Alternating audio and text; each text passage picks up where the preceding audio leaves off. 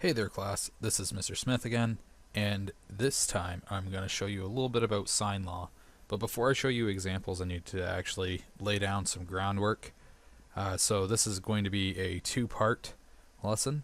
So in part one, we're going to have to actually go over some review. Here, I actually have in a review slide. I actually want you to copy this down. The Pythagorean theorem only works for right angle triangles. So make sure you understand that. It only works for right angle triangles. Don't get that confused with other triangles. It has to be a triangle with a right or 90-degree angle to use the Pythagorean theorem. It's the only time it works. The next point I wanted to bring up was if you add up all the angles in a triangle, it should always equal 180. So if you know two angles inside a triangle, you can use that rule by subtracting the total of those two to find the third angle. Alright. Next, I want to discuss how triangles are labeled.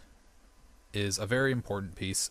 First of all, we know that angles are labeled like this: A, B, C, and I always use capital letters. For the side lengths, the sides that are the opposite are always the lowercase. So this should be lowercase a. Opposite of B, go down here, should be lowercase b. And then that leaves the last one, which is the opposite of C, which you can trace up here, is C. So just to kind of illustrate that, I'll draw some lines just to show you how I came to that conclusion. Even though the C doesn't really look like a lowercase c, but this is still important, and I wanted you guys to know how the triangles are labeled. So side A is a lowercase a, angle A is an uppercase A. And that's important for our next slide, sine law.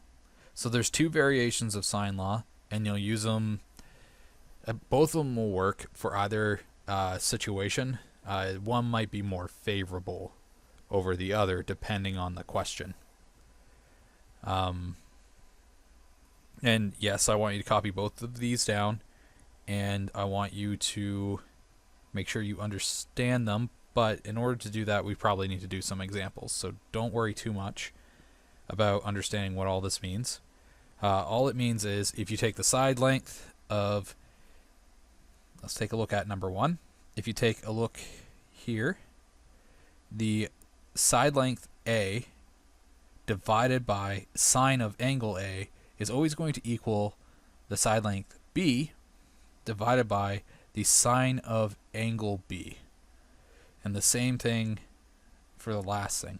So all these ratios will equal the same. And the same thing applies for number two. Now, when you would use number one over number two, that would be in the sense that you know two angles, but you don't know two sides. You're trying to figure out the other side. So, two angles. So in conclusion, you would use number one when you know two angles and you're trying to solve for another side. You would use number two if you knew two side lengths and you're trying to solve for another angle. Sine law works for all triangles, even right angle triangles, even though it would be easier using SOHCAHTOA than using sine law for right angle triangles. Note that SOHCAHTOA only works for right angle triangles, but sine law will work for everything. That's the end of part one.